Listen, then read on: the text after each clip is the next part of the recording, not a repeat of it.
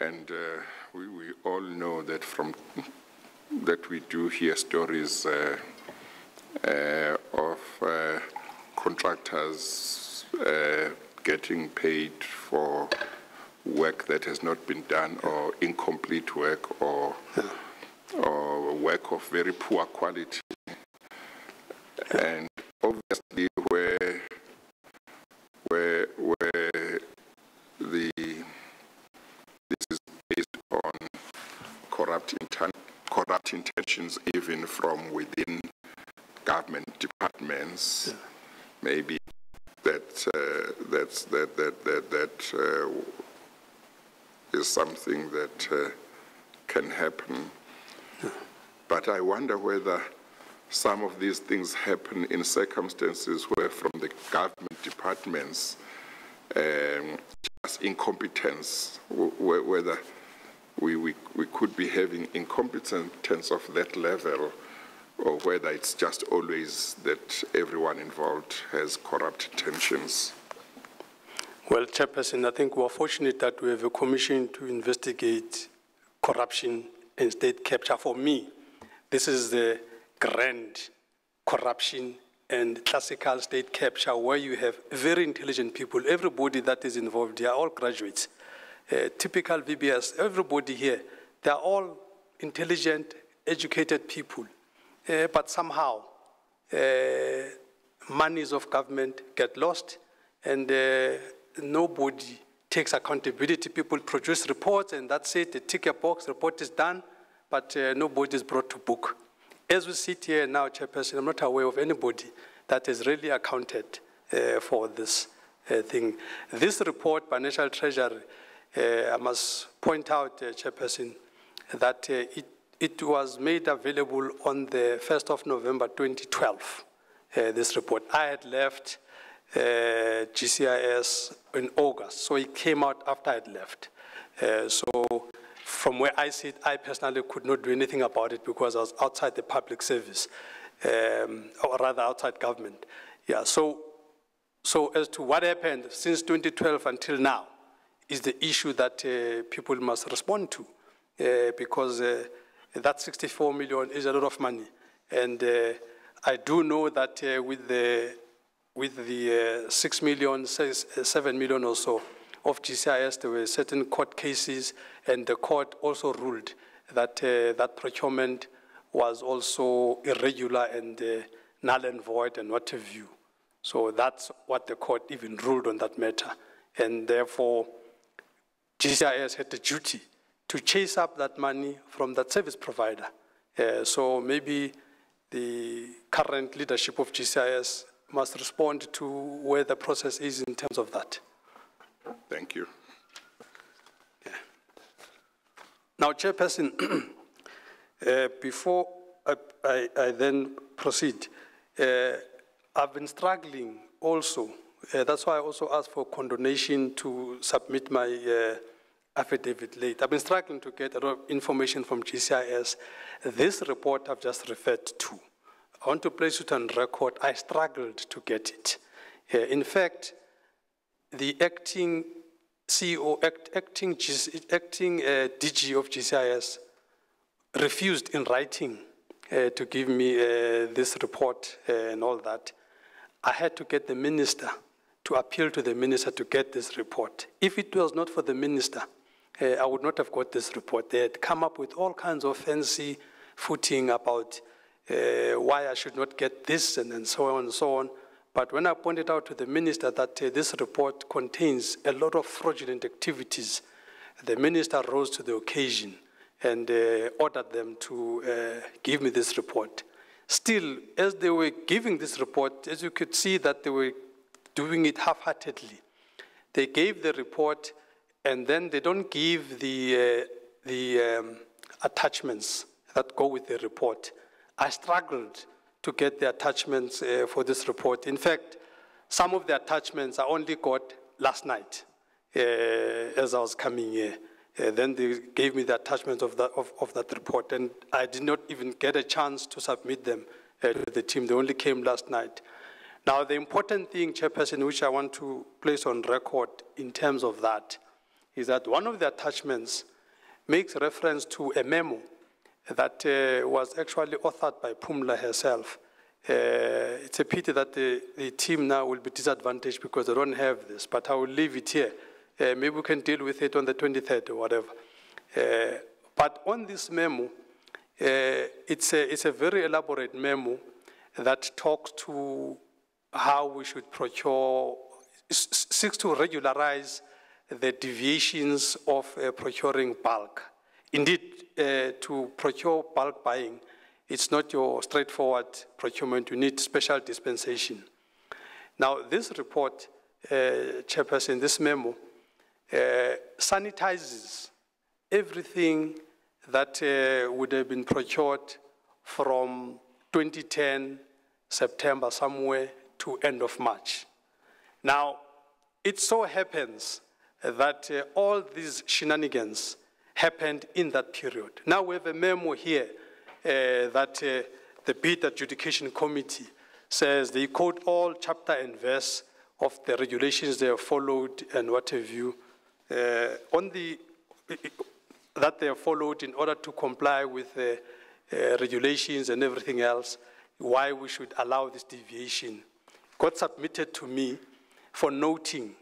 So I noted this, and then they show a list of things of suppliers up to, it's a 50 million suppliers that needed this kind of a deviation in there. Now, the interesting thing, Chairperson, about this submission now, and I wanted to go to on record, is Exhibit 26 on the actual National Treasury report, is Exhibit 26. On this Exhibit 26, which I only got last night, the list of companies that were needed to be excused, the one was blanked out. One of the companies was blacked out. Now, I was very curious to say, what is this blacking out now? I take this Chairperson to sunlight, you know, outside I go into the sun, and I looked at this carefully. And I found that this 6 million, 9 is that company that has been blacked out. Now, I don't understand what kind of mischief is this, as it were. That is it because now it's becoming clear to me that this report was a whitewash. This memo was a strategy to whitewash. At some point, when GCIS officials are asked to account, they're going to bring this and say, but no, this was corrected. Now, this was done in March 2011, and I signed this thing in May 2011 and all that. Now, when it came to my attention, it came to me the recommendation to say the Bid Adjudication Committee has looked at the presentation, has endorsed, that's the words used, as endorsed, and we want the CEO to note. Now, Chairperson, there are three things that you do when you sit in a position of authority in government. You approve, you decline, you note. So, and that has got different levels of scrutiny. When you are given something to approve, you don't rush that thing. You sit down and you make sure that all the wheels and bells are where they should be. And you either approve or decline. When I'm given something to note, it's a heads up that the people with the appropriate mandate have actually approved the thing. You are just being kept in the loop. Just be aware that we're doing this. So I got this thing to note, but I see on the Treasury report, they've noted my noting as a ratification now, which is another matter. And by the way, when National Treasury was interviewing the people that they were interviewing, I was never interviewed by National Treasury. I really thought that, lawyers have got this thing, Chairperson, that you would know more than all of us here, that audi alta parem patem, that surely I should have been given a right to respond. Manyi, why did you note this? Or if they want to upgrade my noting to a ratification, give me an opportunity. They didn't even do that. But if it was not for this commission, I wouldn't have known that in that report, National Treasury has said I've ratified things which I have not ratified. I noted this thing was approved by the Bid Adjudication Committee. But anyway, I place it on record as a memo that is created, in my view, for posterity measures, so that in future somebody says, no, but this thing the crime happened in January. Then you get this thing noted in May, and no direct link to the activity in January. There's a host of transactions that are there. So if you are sitting as an accounting officer, you don't know all of these projects, that this one means this. You're just looking at the principle, and the principle here that are presented with is a principle that says, CEO, we as the Bid Adjudication Committee were presented with this memo, and things need to happen this way in terms of regulation this, in terms of circular this. As the Bid Adjudication Committee, we are endorsing this. Please note. So I note, but somehow Treasury has upgraded that to a ratification. So I want to place on record that National Treasury, I don't think they acted particularly correct in this regard. But I note in passing. I proceed, Chairperson. One of the other things I also noted in this arrangement with this Bid Adjudication Committee was something which I call conflict of interest, whereby line managers that were responsible to issue tenders for various of their requirements would be the exact same physical beings, same people that would be sitting at the Bid Adjudication Committee. So I had a problem with this, that this is too much a conflict system. So that's another reason I decided that no, this is just so wrong. Line managers must not be in this Bid Adjudication Committee. Let me get people that don't run budgets. Because, Chairperson, the main thing you do at the Bid Adjudication Committee is to oversee what the Bid Evaluation Committee would have done as it was. So the technical grind really happens at the bid evaluation level. At an adjudication level, you check policies were correct, processes were followed. You know, it's an overseeing body, as it were. Now, to find people that are overseeing projects of their, call it acquaintances, for lack of a better term, because what happens, Chairperson, truth of the matter is that if you are running a particular line function, you develop relationships with various service providers. Now, if you've developed these relationships with various service providers, and then again, you, the same person, must sit and adjudicate with people that you've been very casual with, it's a problem for me at least here. So I just thought that's another reason. Lastly, Chairperson, I also looked at the length of stay of these people in this Bid Adjudication Committee. You know, Chairperson, that Pumla Williams has been in the Bid Adjudication Committee for 10 years. Can you believe this? 10 years. Now, if I look at the members of this, not only her, there's about at least 3 of them that were 10 years in this committee. Others were 6 years in this committee and all that. So what you have here, Chairperson, you have people that have got no freshness, people that are very vulnerable to corruption because everybody knows who is in the Bid Adjudication Committee. So understanding how corruption works in this country, what better place to be than to be dealing with a place where you know exactly who is going to be in the Bid Adjudication Committee. So that was another reason that I thought, no, time for a change and all that. So indeed, Chairperson, those were the reasons. I mean, these people that had 10 years, 5 years in this Bid Adjudication Committee, the splitting of invoices, the flouting of policies, the fraudulent activities happened under their watch with all the experience that they had here. So, yeah, I just thought, Chairperson, that to dismantle this was the right thing to do, which even today I actually do not apologize for it. I think it was a right decision to do that.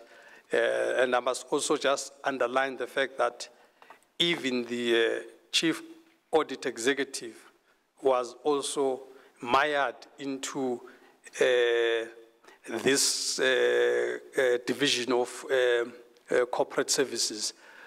So it was just terrible conflict. So I dismantled it. I proceed, Chairperson, to paragraph 16 of my presentation. We are at about 6 or 7 minutes to 4. We normally stop at 4. Oh. I'm just wanting to check how long you think you still will be.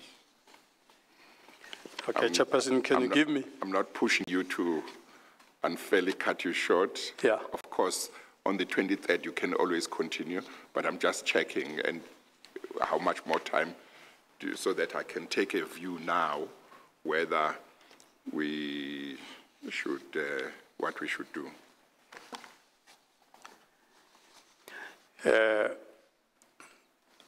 I could finish by 15:15. Okay, that's fine. That's fine. All right. All right, Chairperson, then I go to the issue around the issue of the internal auditor that Ms. Williams queried that I changed the internal auditor that used to report to her, that I made a report, I made the chief internal auditor to report to me as the CEO. Chairperson, I must say that I was not only astounded, but I was overwhelmingly disappointed to hear Ms. Phumla Williams in year 2018 still challenging a corrective action taken in 2011 to ensure proper governance on an issue that was actually a transgression since the inception of GCIS.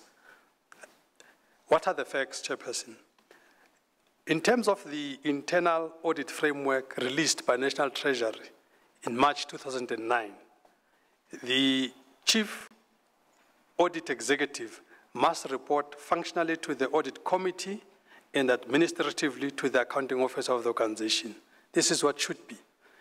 So for me to come and change it in 2011 and Phumla challenging it in 2018, I'm astonished as to what actually is going on here. Now, Chairperson, we are pressed for time. I won't go through other prescripts that support this, except maybe just to mention also that National Treasury internal framework. I just want to say, when on the 23rd, you could always fill in where you might not have filled in, okay, if that's fine with you. All right. Okay. Okay, Chairperson. I wanted to reserve 23rd for Mr. Malika's TNA and all others. I want to be ready for him for that. Well, so I want to clean this up now and okay, move. No, just continue. Let's okay. see. Let's see by 15:15 how the situation is. Okay, all right, Chairperson. 15:15. Yeah. Now, Treasury Regulations paragraph 3.2.9 state thus: an internal audit function must report directly to the accounting officer, and it carries on like that. So, Chairperson, I want to say here that to have Phumla, Ms. Williams challenging that was really shocking for somebody that calls herself a governance person, as it were. I proceed, Chairperson, to Exhibit 4, but before I do that Exhibit 4, I just want to drop off Exhibit 3, which shows the length of service of the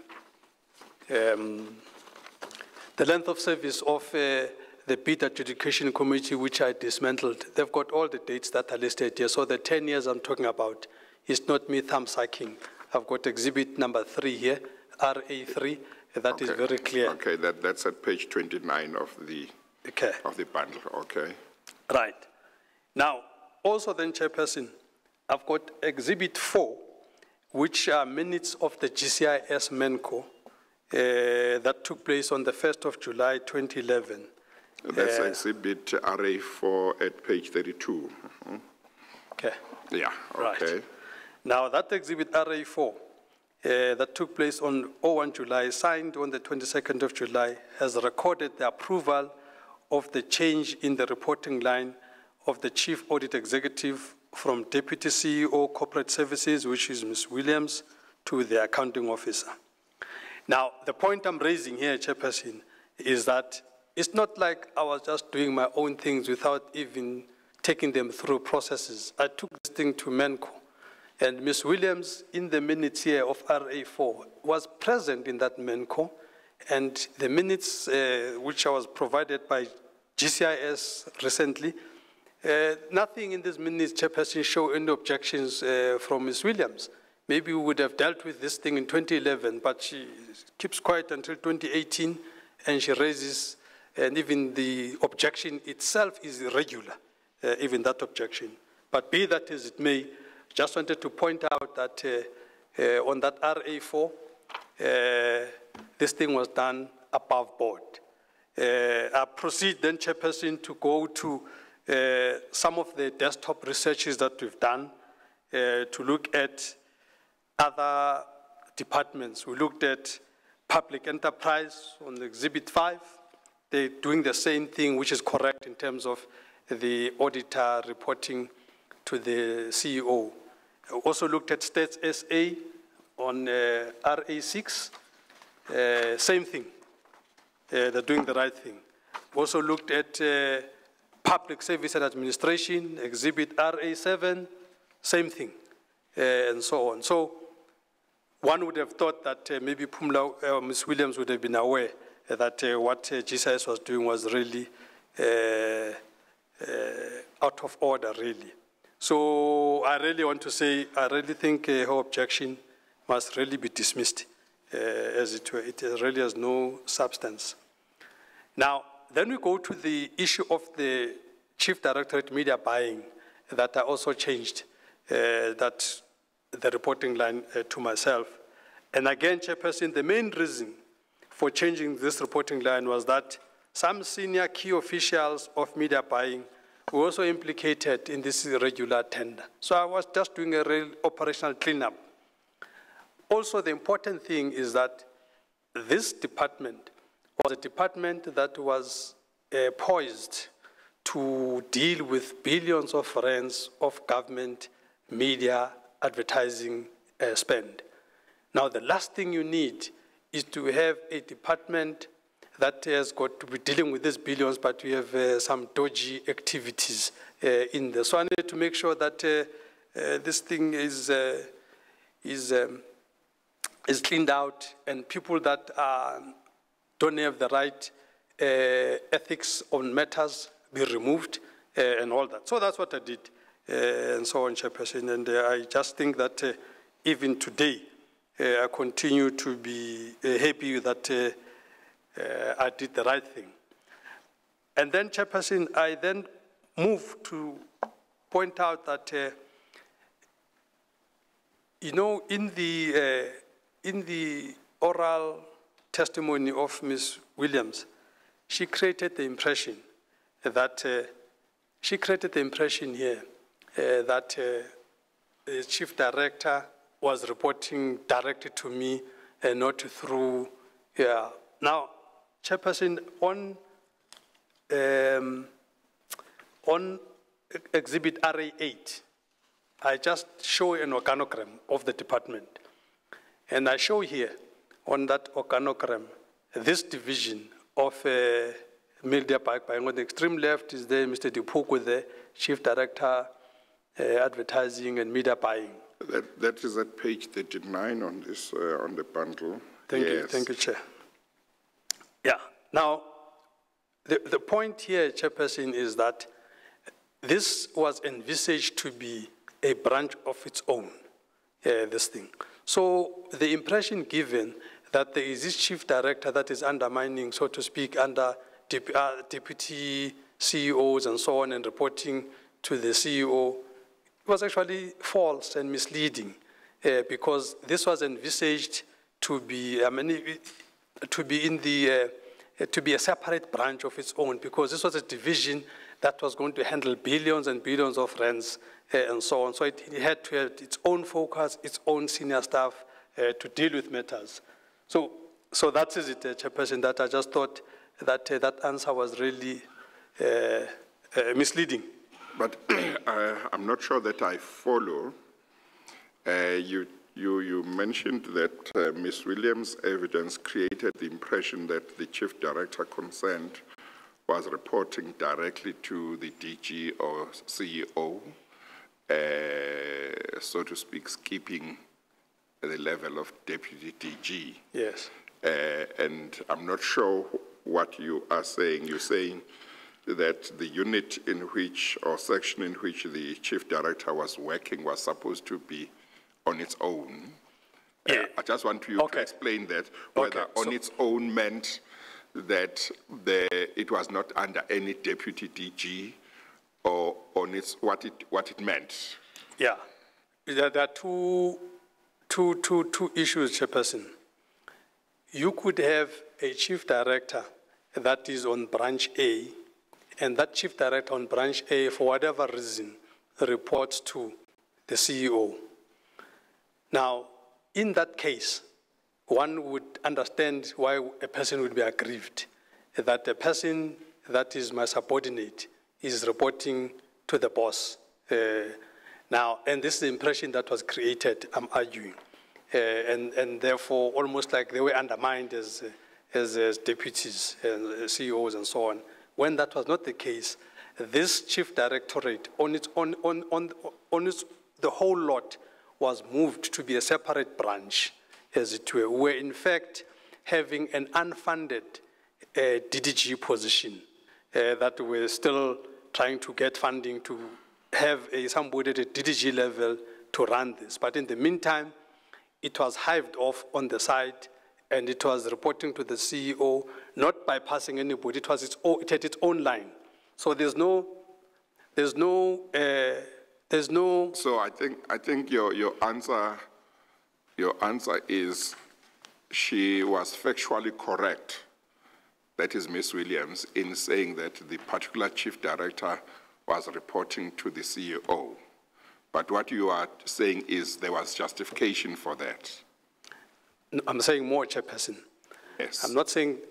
Or you are saying what was happening, namely that chief director reporting to the CEO was permissible under certain circumstances. Yes, yeah, that's what you are saying. That's what I'm saying. You are not denying that the chief director was reporting directly to the CEO. Yes. You are simply saying there was nothing wrong with it. Yes, there was nothing wrong with it. And also, I'm adding, Chairperson, that to create the impression that you are undermining anybody else is wrong, because it's not like you take a chief director that is currently on a particular line function and you make that person report to the CEO. You take the function and everybody gets explained that we're trying to build communication service agency on this side. So we're building this thing. The first building block is this chief directorate.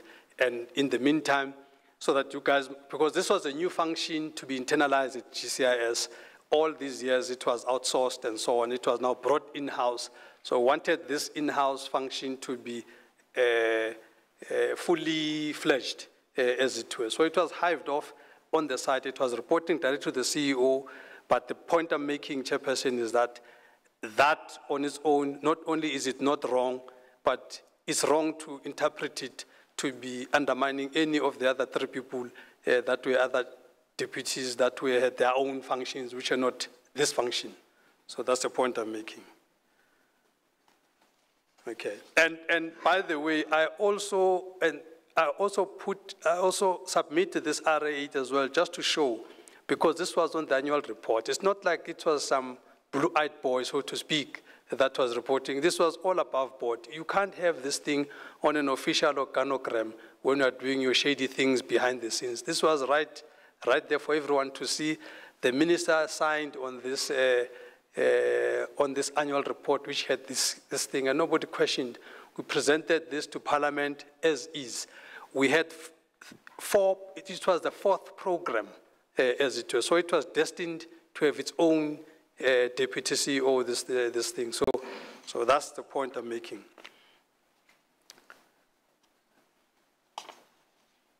And I think RA9 makes the same point as well. It continued even on 2012-13 to be like that, as reflected on RA9, as it were. Now, Chairperson, I move on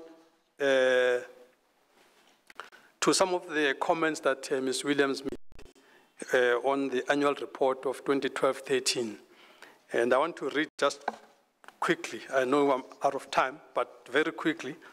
She says, in more than 10 years, I have been with GCIS, and this is all in the attachments here.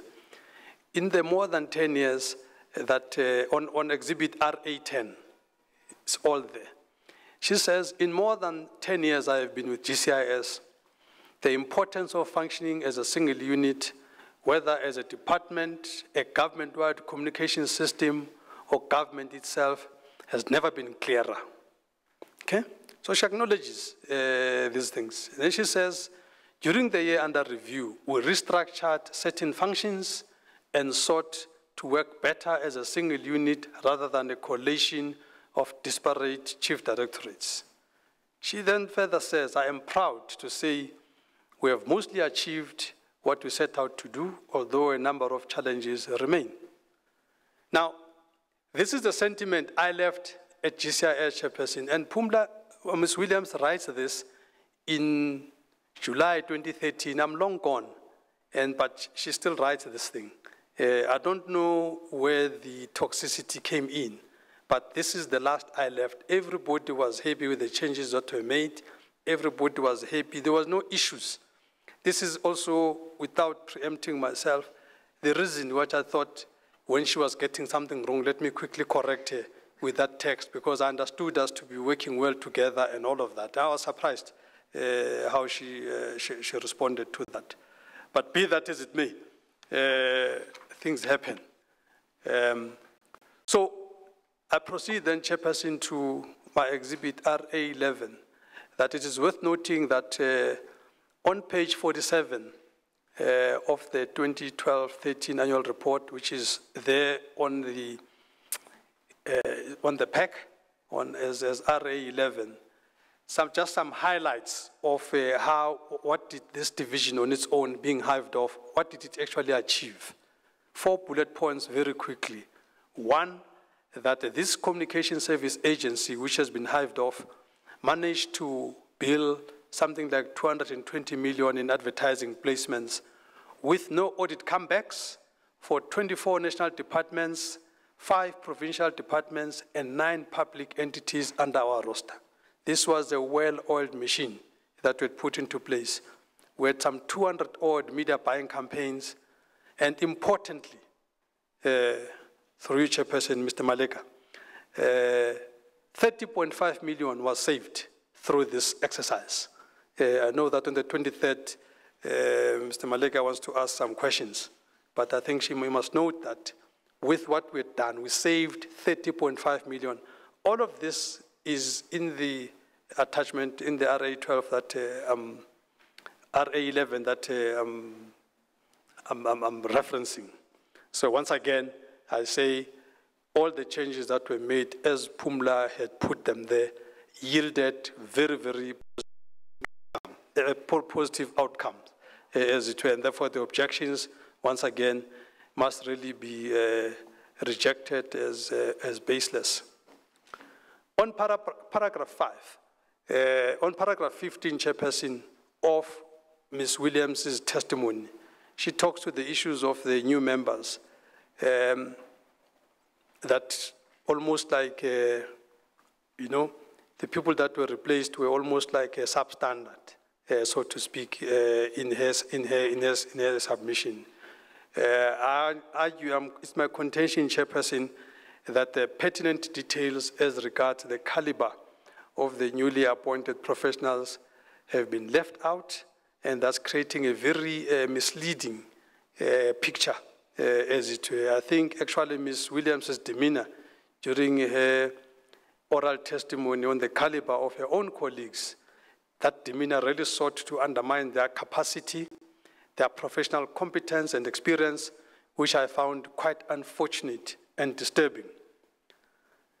I'm adding a chairperson that contrary also to Ms. Pumla Williams's false response to a direct question by the chair will remember that the chair asked a question that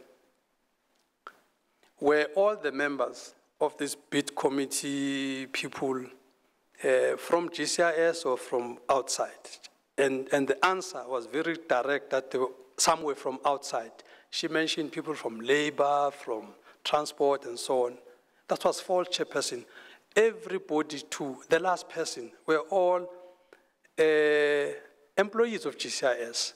Now, if by outside you mean they recently joined and so on, then it should have been clearer, because then it means then I'm also from outside. Then I don't know where you draw the line, but from where I sit, if you are one day at GCIS, you are an employee of GCIS, you can't have an answer where GCIS people, GCIS employees are deemed to be from outside the department, yet these people have got employee numbers of GCIS. These are employees of GCIS, all of them, as it were. In fact, of the 4 people that were there, 3 of them were on MENCO because they were chief directors, as it were. So for her to say some people were from outside was really false, truth of the matter. They're all employees of GCIS.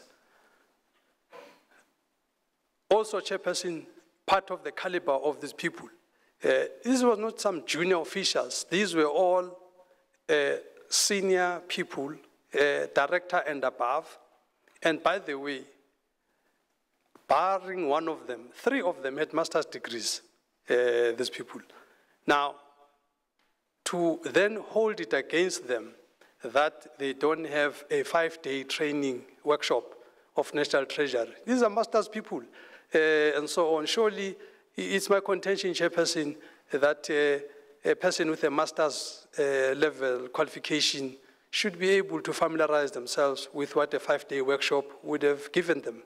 And the only thing that they really don't have is really a certificate of attendance.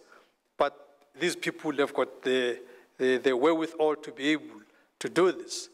And again, chairperson, there was also, on that space, there was also a misleading response that Ms. Williams gave. The chairperson asked another direct question. Chairperson asked, did Mr. Manyi remove everybody? Chairperson would remember this. Did Mr. Manyi remove everybody? And she said, yes. What is the truth? The truth is that I removed the 4 people, and the impression created, and I think actually just to go back one step, chairperson, I think the substance of the question was to establish whether there was continuity, whether there was any institutional memory law preserved, or was it just the blind leading the blind with the new people. And the impression created was that, yeah, it's just 4 people and the blind were leading the blind. But the truth of the matter, chairperson, which is well explained in RA 12, Exhibit 12,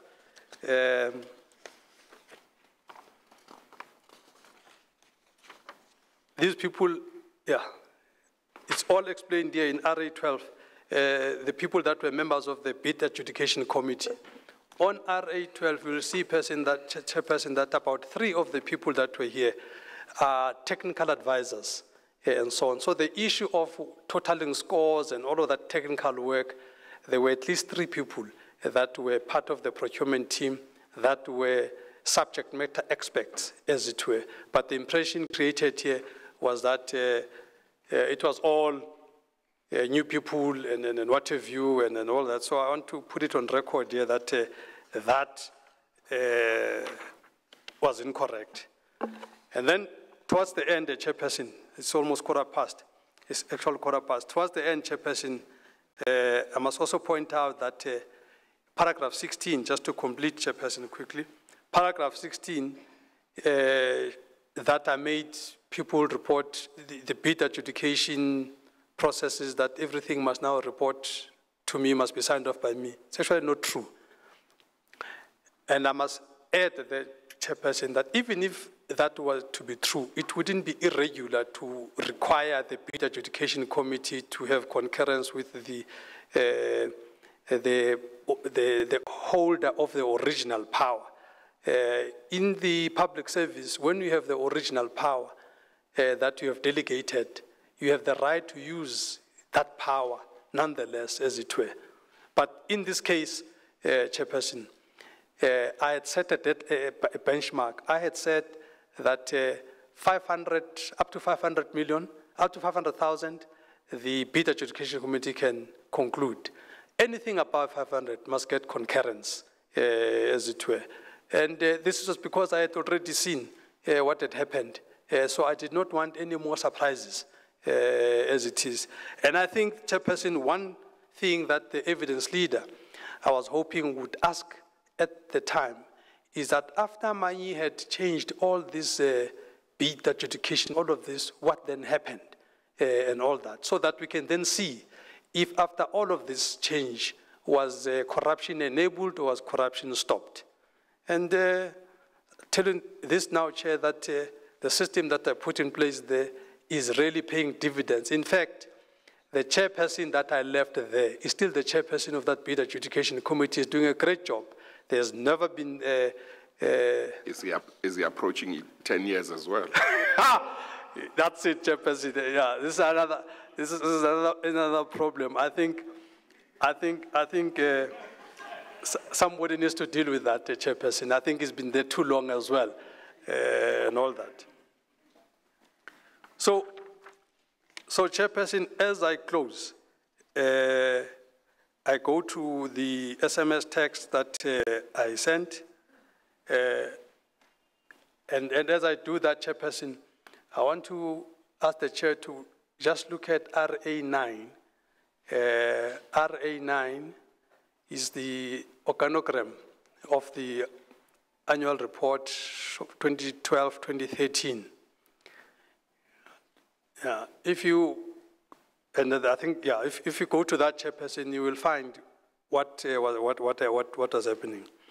So just have it handy, Chairperson. So the point I want to make, Chairperson, is that, in conclusion, is that the evidence leader, Ms. Hoffman, in my view, was already done with the issues that pertained to me. Now, I quote her verbatim, where she says, I'm now going to move on to a new topic. This is what she says. It says, on page 5, Ms. Williams, we begin on paragraph 17, and she goes on, and all that. Now, and then she begins to ask her about what other changes were brought in, and so on. And then Ms. Williams started to go on about what the chief financial officer was bullying the procurement team and all that and all that. At that point, and then fortunately she asked her again as to who was bullying the people. And she mentioned that it was Mr. Zweli Momeka and so on. At that point, I knew exactly that that's when I was not there. So I then, without understanding, Chairperson, I'm not a lawyer, without understanding the legalities, I thought, hey, my colleague is just forgotten the chronology. During break, in good faith, Chairperson, let me just call her to say, when you go back, can you just find a way of ensuring that you correct this chronology and so on. That's all I asked for. And I even asked Mr. Mabunda to say, Mr. Mabunda, we are not sitting very far from the evidence leader. Just get her to even ask the question whether was it Manyi.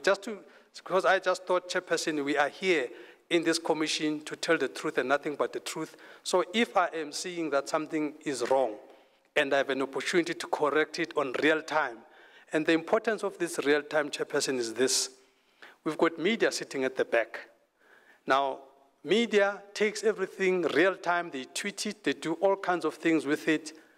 And the importance of that is that other people make decisions based on what media is saying. One of the institutions that relies on media reports are the banks. The banks that are busy guarding their reputations, rightly so, take a lot of their input from the media. So I just thought I had a duty to make sure that the media must report that which is right, but at the same time, let's not create a thing here that Manyi did this, which he did not do, and so on. You were not saying she must change what she believed was the truth. Yeah. You believed that she was mistaken, Yeah. and you wanted to help her to remember the exact position. Yeah, correct, Chairperson. In fact, I wanted her to contextualize it so that, because she was talking about the epochs of various people that she was interacting with and so on. This was too close to when she was talking about me and so on. Now, she moves on to another era without saying the captain had changed and so on. So somebody sitting there must say, wow, this Manyi must have been something, you know. So I wanted the record to be set straight so that we don't create a wrong impression. That was all in good faith. And I point out, Chairperson, on this RA9, with this report, that it's written here that the CFO resigned in 2012 and was replaced by Mr. Momeka in April 2013. Now, I left in August 2012. So Mr. Momeka starts in 2013. So anything that has got Mr. Momeka in it, I have nothing to do with. Would exclude you. It excludes me. That's the only point I really was trying to say. Can she just make sure that the record is corrected? Okay. Thank you, Chairperson. I think you have covered. I think I've covered what I needed to cover. Okay, no, thank you. If there's anything that you haven't covered, I know that you said you wanted to reserve the 23rd for other matters that Mr. Malega mentioned. But if there is anything that you haven't covered, I will give you an opportunity on the 23rd to cover it. Okay, thank you, Chairperson, I appreciate. But also, Chairperson, I must just make this point, that the questions, I'm ready for any questions, but I want to encourage Mr. Maleka to stick within the rules and regulations. And that is, that for all the 3.3 issues that have been raised, we ruled 3.3 matters that have been raised before me. I've got one outstanding which I got last night, but all others are filed an affidavit. Now, on all those are filed, on all those which an affidavit has been filed, I have not asked to cross-examine anyone. Now, I'm getting the sense that Mr. Maleka is itching to cross-examine me. Now, I may be wrong, but not that I'm running away from any cross-examination, but I will understand what is the basis of that when I have not asked for cross-examining anyone for that matter. But I'm happy to take anything fresh, but I must have clear allegations made and so on. But I don't want to get to a situation where people break the rules. Well, you can rest assured that the bottom line will be that everybody will be treated fairly. Thank you. But I must just say that the mere fact that you may not have applied for leave to cross-examine anybody doesn't on its own preclude Mr. Malega or any member of the legal team to ask you questions on whatever they may want to ask you on. But the way the process happens is that you will have been aware of the matters on which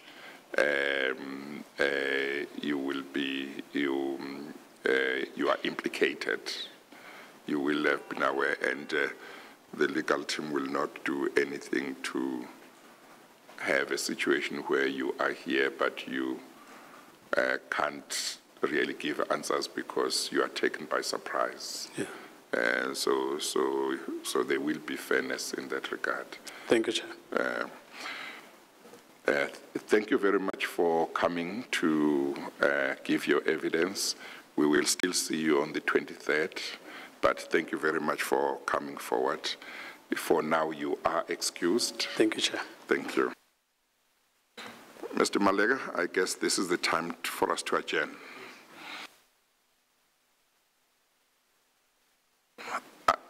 We will resume tomorrow for 2 or so applications that I need to deal with, but we will not have any witness giving evidence tomorrow. And what will happen on Friday will be announced tomorrow after I have dealt with the 2 applications. Okay, we adjourn.